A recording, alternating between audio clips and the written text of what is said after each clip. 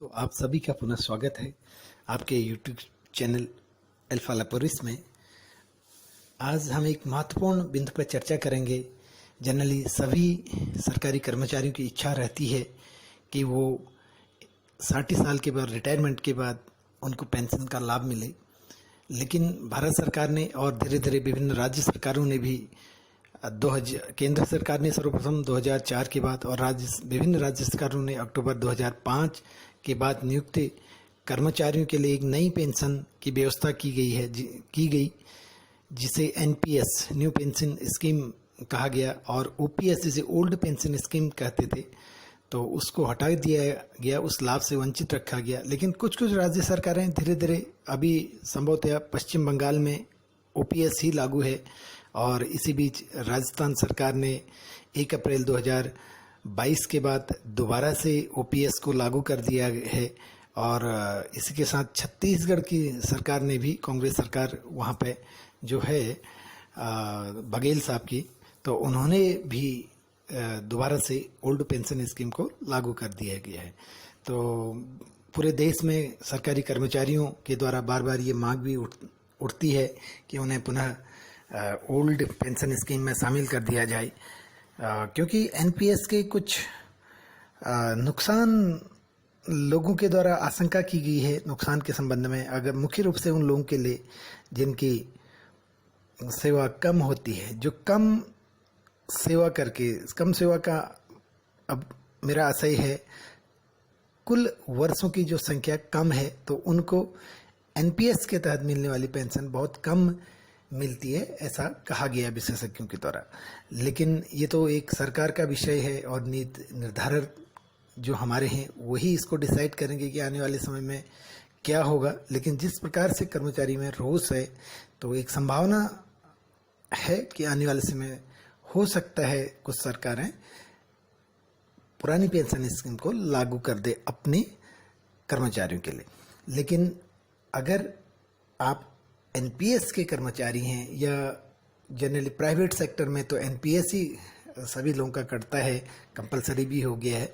और एक जानकारी आप लोगों से शेयर करना चाहूँगा, इसमें मुख्य रूप से जो कर्मचारी का अंश होता है वो 10%, आपके मूल वेतन और डीए का 10%, और जो सरकार का अंश होता है वो 14%। टोटल आपकी सैलरी से 24% जमा होता है आपके एनपीएस खाते में, जो एक अच्छी रकम है।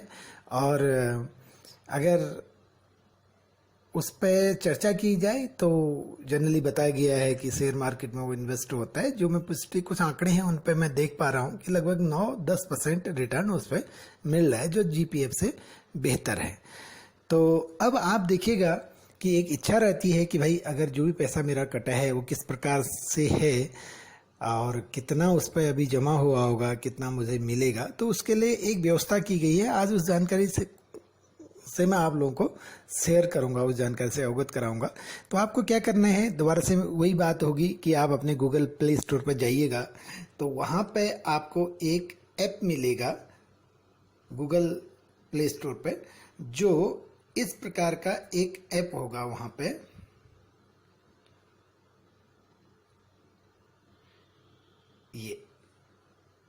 ये ऐप होगा एनपीएस करके, नेशनल पेंशन सिस्टम।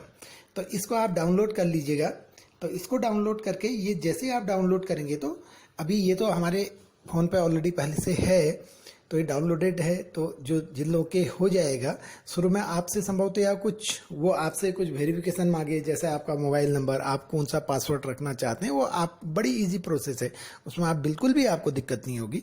हो सकता है ईमेल आईडी पूछें, हो सकता है कर्मचारी कोड पूछें, वो सब आपके जो सैलरी स्टेटमेंट होता है या सैलरी स्लिप मंथली, उसमें भी आ जाता है। तो जब आप उसको देखना चाहेंगे कि क्या कंट्रीब्यूशन आपका है, कितना जमा हुआ है, और उस पर किस इंटरेस्ट रेट पर आपका पैसा बढ़ रहा है, तो उसको देखने के लिए आपको क्या करना है, यहाँ पे शुरू में आपके पास कुछ ऑप्शन आएंगे।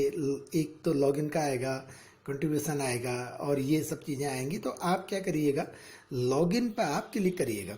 लॉगिन पे क्लिक करेंगे तो आपका पैन नंबर शो होगा। यस, पैन नंबर एक मांगता है। पासवर्ड, यहाँ पे मैं अगर एक पासवर्ड रखूँ, तो थोड़ी देर के लिए मैं हाइड कर रहा हूँ, मैं पासवर्ड यहाँ पे डाल रहा हूँ अपना। जैसे ही मैंने पासवर्ड डाला दोबारा से यहाँ पे एक आपको यहाँ पे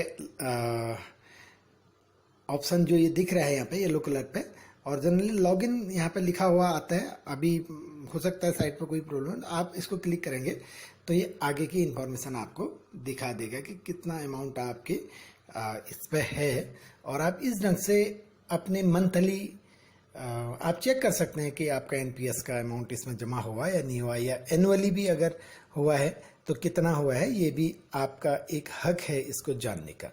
तो इस टाइप से ये आ जाएगा, इस ये वेरिफिकेशन मांग रहा है, ये ठीक हो गया। तो आप देखिएगा सपोज ये एक अकाउंट है तो किस ढंग से आप उसके बाद देखिएगा कि एसबीआई पेंशन ये 3 फंड में डिवाइडेड रहता है आपका पैसा। जैसे एसबीआई पेंशन फंड स्कीम पे तो स्टेट गवर्नमेंट का इन्होंने दिखाया है, तो इस पे एक तो इस पे आपका 33 के आसपास परसेंट में, और दूसरा यहाँ पे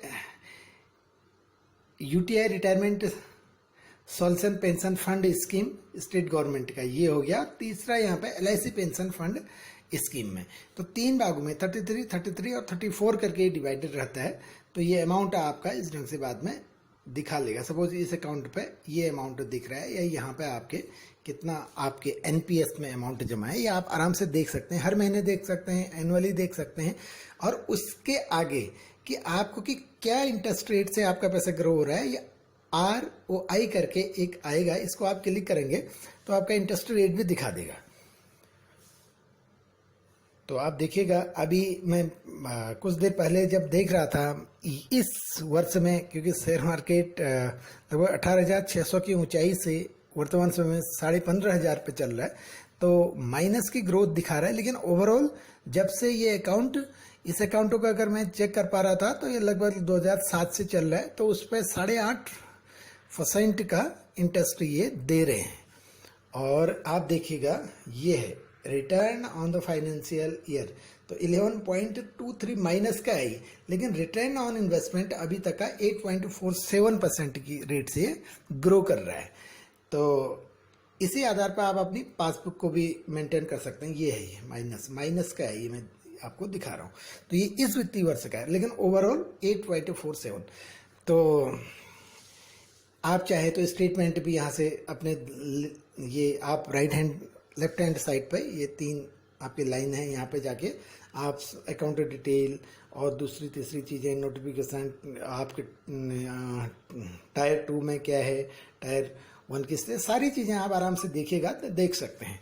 तो यही एक इन्फॉर्मेशन आज मन करा कि आप लोग से शेयर करूं। अगर अच्छी लगे तो एक निवेदन है, चैनल को लाइक सब्सक्राइब और शेयर कर दीजिएगा।